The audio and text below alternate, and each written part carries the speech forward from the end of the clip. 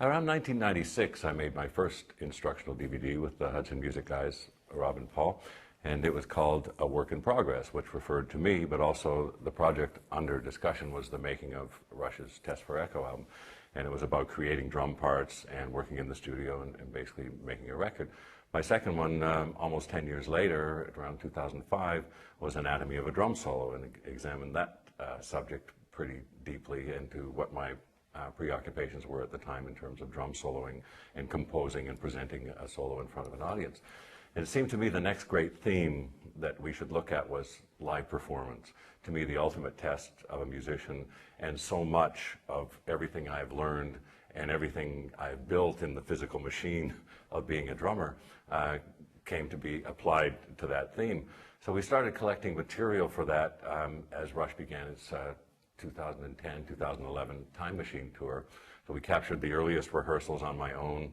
My bandmate Geddy likes to joke that I'm the only musician he knows that rehearses to rehearse. But I do like to spend 2 or 3 weeks alone just playing along with the recorded versions of the songs to elevate my playing up to what I consider to be the benchmark of how each of those songs should be performed, and working on a new drum solo and putting together all of the elements that will be part of eventually a 3-hour performance. So having collected that, then we collected a live show at Saratoga Springs, New York in the summer of 2010.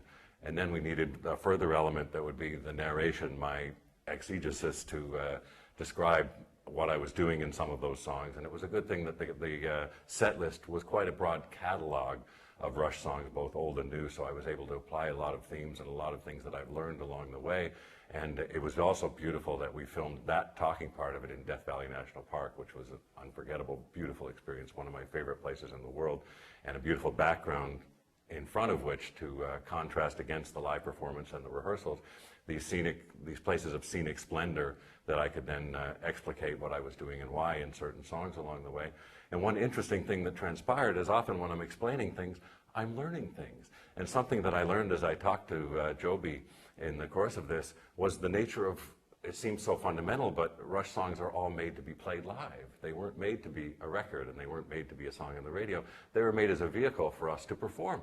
And that was something I'd never actually clarified in my own mind before, that when we write a song and rehearse it and arrange it, we are creating a performance. And that was such an insight into the nature of our band and the live performance orientation of our band.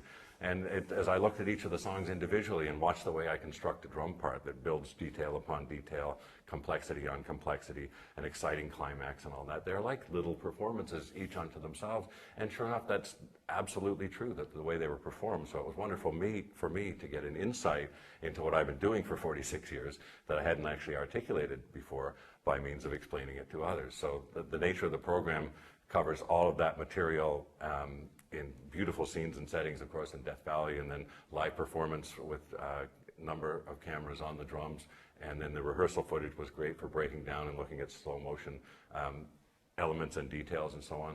So all in all, we have, I think, close to a 7-hour show that tells everything I know and some things I didn't know about live performance.